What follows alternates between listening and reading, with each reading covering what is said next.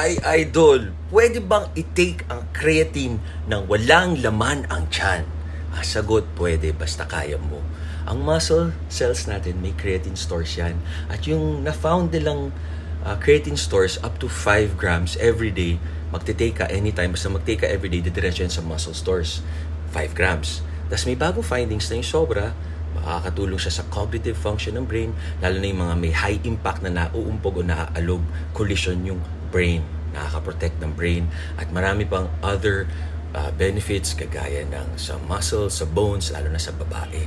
Pero mga bago pa lang yan. Ang sure pa lang tayo, yung nakaka-hydrate siya ng muscles. Kumbaga, intracellular sa loob siya ng muscles, hindi sa labas.